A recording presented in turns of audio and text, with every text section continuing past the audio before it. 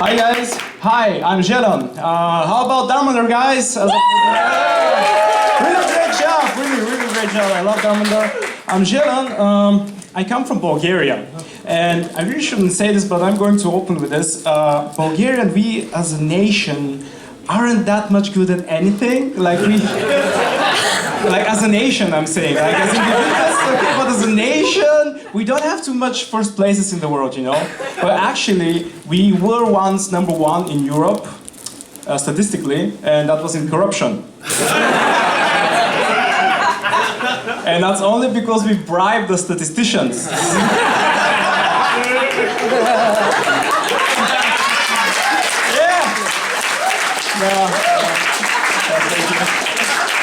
It's I'm kind of proud and ashamed at the same time. I don't know, it's a weird reaction. But I think it's kind of cool to come from a country whose national sport is Quidditch. Harry Potter fans. And Richard Crow, yeah. And whose main export is prostitutes. It's true. I'm sorry, it's true. But it's true, we actually won the 2014 imaginative Quidditch National World Championship or whatever. And we won it against Ireland. I didn't say that correct. Oh, I'm sorry, mate. But I was so happy after that, because at least we won something. Like, it was made up, but we won it. So every time I saw an Irish person, I was like, yeah, in your face! And they never knew what I was talking about. I'm sorry, no, I like Irish people. It's just, you suck at Quidditch. I'm sorry. I'm sorry. It's just a joke. Like, there normally aren't any Irish people in the audience as well. Okay, moving on. Whenever I go back home, like my mom watches these soap operas, right? You guys are familiar with the concept of soap operas, right? Yeah, soap operas. Yeah, didn't know you loved them that much, but okay. And she, like the first soap operas we got in Bulgaria after communism fell in 1989 was an American soap opera, and it was called The Bold and the Beautiful.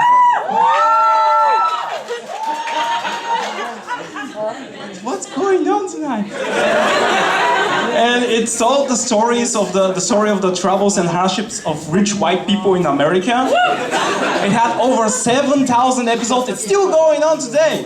And I didn't know rich white people had that many problems, to be honest. Like, it's 7,000 episodes of them trying to find each other in the enormous house they live in. It's like, Bartholomew, where are you? I'm in the West Wing, mother. And actually, one of the main characters, his name is Rich, and he's like, we know already, we get it, you're rich. Shut up. You know? But then came the Latino telenovelas in Bulgaria, which was awesome, because the Latino telenovelas, it wasn't about rich people. Well, like, there were poor and rich people, but there was a lot of drama. Like, every episode, some really amazing thing happened, and you would have this conversation between a woman and a man, and the woman goes, Jorge, I'm your sister. And the guy goes, I'm not Jorge, I'm Jose, he's your twin brother. Also, I'm your mother. I had this exchange operation. And she's like, oh no, but I'm pregnant from you. And he's like, that's one fucked up episode. That's why I love the Latino telenovelas, right? But then came the one most amazing thing in the world, and that's Indian soap operas. And Indian soap operas are like parodies of Latino telenovelas, which are already parodies of themselves. And it's like you get all the drama from the Latino telenovelas, but infused with everyday normal conversations. And also you get these really ridiculous long close-ups on the actors' faces after each line. So you have a conversation between a daughter and a mother, and the daughter goes, I'm going to go outside, mother. And the mother, like, close up on the mother's face. And it's like for 30 seconds. It's just her face doing this. And then the mother goes, no, you may not. And then a close up on the daughter's face.